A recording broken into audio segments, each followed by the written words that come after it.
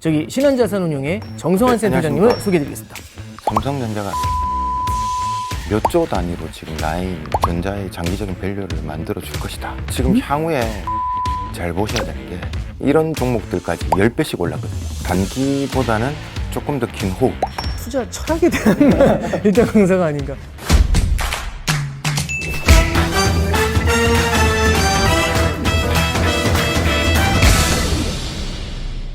안녕하십니까. 쩐에 관한 모든 썰, 쩐썰의 오건영의 오건영입니다. 삼성전자 1타 강사 정성환 센터장님을 모시고 2부 진행하도록 하겠습니다.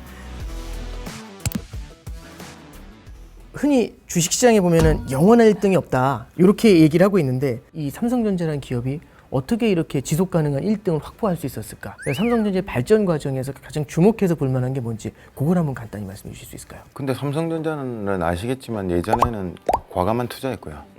그래서 뭐 PC 디램에서 그다음에 이제 스마트폰에서 또 스마트폰 직전에 이제 낸드 플래시 투자를 했고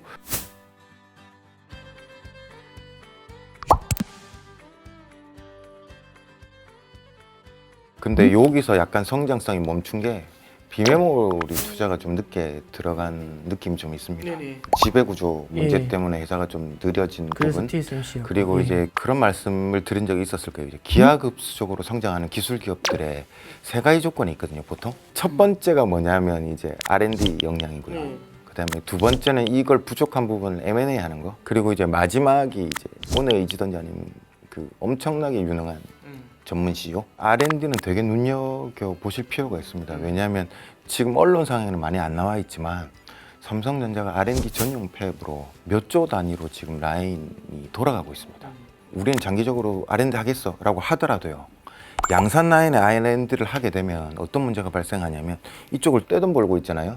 그러면 경쟁자 입장에서는 야야야 여기도 생산해 이렇게 되거든요. 완전 별도 팹입니다. 지금 R&D 팹. 그러면 시장이 좋든 안 좋든 R&D는 계속 가는 거거든요. 저는 여기를 상당히 의미 있게 보고 있습니다. 그리고 지금 향후에 소부장들 잘 보셔야 되는 게 하이닉스 어려운 시절에 소부장 기업들을 많이 키웠거든요. 원가 절감이 필요하니까 이 회사가. 삼성전자가 R&D 팹을 돌린다는 거는 소부장 기업에 엄청 좋은 회사들이 나타날 수 있다는 겁니다. 그러면서 이제 원가 절감도 되고요. 기술 개발도 되고 하는 이 상황이 전자의 장기적인 밸류를 만들어 줄 것이다. 이렇게 보고 있습니다. 저희 시즌 1에서도 드렸던 질문인데 되게 유치해 보이긴 하지만 그때 당시에 애플 대 삼성전자 이제 질문을 좀 드려봤었거든요. 지금 애플에 비해서 지금 삼성이 PER이 굉장히 낮은 상태라고 말씀하셨는데 네. 그럼 지금 이 시점에서 만약에 삼성전자와 애플 센터장님 뭐 사실 것 같으세요? 그 부분도 근데 1년이 지금 넘었지 않습니까? 그때로부터 1년이 지난 지금도 그때와 비슷한 의견을 갖고 계시는지 아니면 변화가 있으신지. 제가 이제 작년 이제 4월 한 중순 정도에 이제 촬영을 했었는데 그때 아마 전자가 67,000원 뭐 이 정도였을 그 정도 거예요. 됐을 겁니다. 예. 작년에 엄청나게 실적이 나빠지면서 53,000원 정도까지 빠졌거든요. 55,000원 미치였죠. 예. 예. 지금 70,000전자잖아요. 그러면 결국 20% 정도 빠지고 5% 오른 거예요. 근데 애플이 그때 한 180불인가 정도 했었어요. 그리고 그 뒤에 아이폰 15에 올해죠. 가을에 나올 건데 이거에 대한 엄청난 기대감. 그래서 그때 이제 먼저 밸류를 받으면서 신고가를 가서 180불을 찍고 그리고 그 뒤에 흐름이 120불 때까지 30%가 빠졌습니다. 그리고 지금 한 193불 정도 하거든요. 7% 정도 올랐거든요. 그러면 애플이 삼성전자보다 조금 더 올랐고요. 근데 빠질 때는 더 많이 빠졌습니다.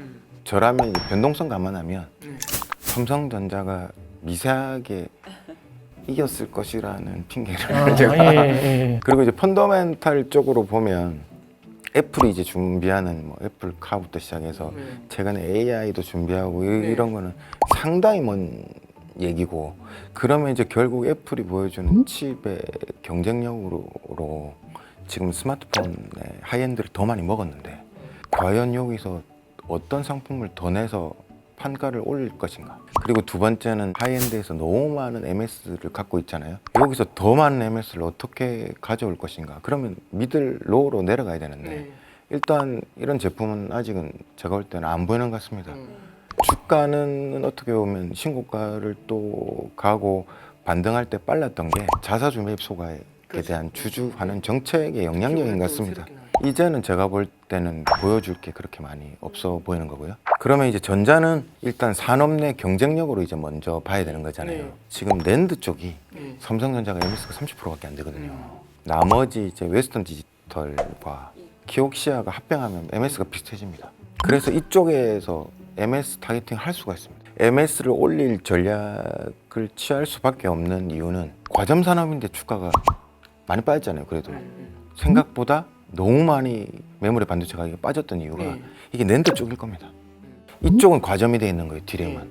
낸드는 과점이 안 돼 있잖아요. 그러면 디램 쪽에 이익이 훼손되기 시작하잖아요. 그럼 이 세 개 업체들이 낸드 쪽에서 이익을 보충하기 위해서 참전을 합니다. 그러면서 낸드 쪽까지 빠지면서 양쪽 다 무너졌을 가능성이 있거든요. 그러면 낸드 쪽까지 과점으로 만들면 이쪽 산업 자체가 전체적으로 과점 산업이 됩니다. 그래서 낸드는 MS 타겟팅 전략을 할 수가 있을 거고요. 디램은 예전부터 계속 말씀드렸지만 EUV 디램을 전자는 옛날부터 했기 때문에 이미 기술 궤도에 상당히 많이 올라와 있고 EUV 장비를 상당히 많이 들고 있습니다. 근데 후발주자는 EUV도 시작한 지도 얼마 안 됐고 몇 대 없습니다. 그렇기 때문에 여기서 이제 격차가 나고요. 그리고 마지막으로 말씀드렸던 비메모리 쪽, 지금 예전에 평가절하됐던 삼성전자의 비메모리 수율이 지금 80% 이상까지 올라왔습니다. 그리고 최근 뉴스 플로우 보시면 일론 머스크랑 자율주행 칩에 대한 뭐 얘기가 나오고 있고, 그래서 이번에는 밸류를 삼성전자가 더 많이 산업 내에서도 먹을 가능성으로 보고 있는 거고요. 근데 너무 삼성전자가 애플보다 위에 있는 것처럼 보이지만 뭐 어쨌든 완전 따라갈 수 네. 있는 부분들이 많이 예, 생기고 있다는 이런 삼성전자가 관점인 거죠. 이번에는 네. 애플보다 아웃퍼폼할 가능성이 있겠다는 네네. 그 생각이 드는 거죠. 저는.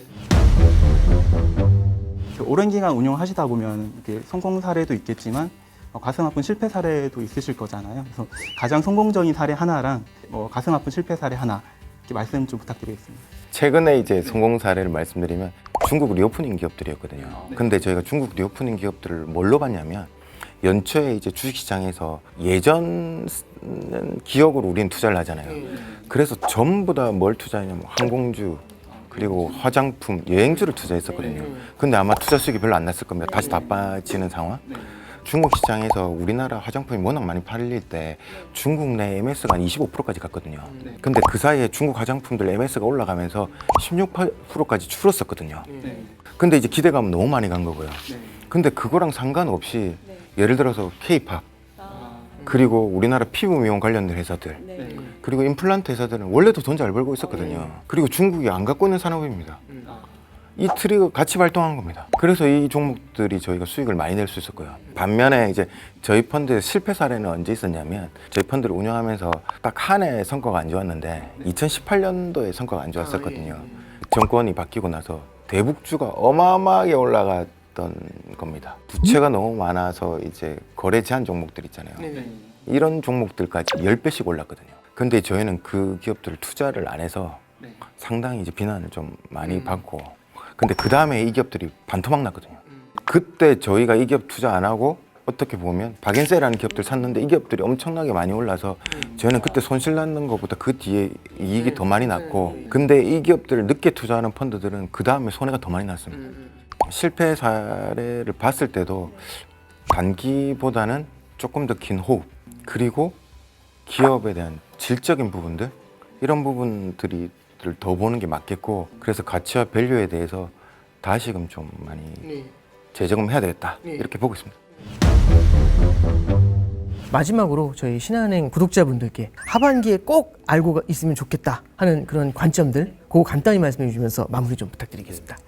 뭐 제프 베이조스가 왜 버핏이 투자 스타일이 단순한데 왜 사람들은 카피하지 않느냐, 그게 베이조스가 이렇게 얘기하는 거잖아요. Nobody wanna get rich slow라고 얘기하는 거잖아요. 버핏이 천천히 부자였지만 내용은 천천히 부자가 아닌 게 정말 좋은 기업을 발굴해서 장기 투자를 했고, 그리고 그 기업을 어깨에 팝니다. 오늘은 하나 더 덧붙여서 또 버핏 얘기인데, 투자의 첫 번째 원칙은 잃지 않는 것이다. 그리고 두 번째는 첫 번째 원칙을 지키는 것이다. 버핏이 투자하는 종목들이 잃지 말라는 종목 투자를 안 해요. 되게 좋은 기업들 투자했잖아요.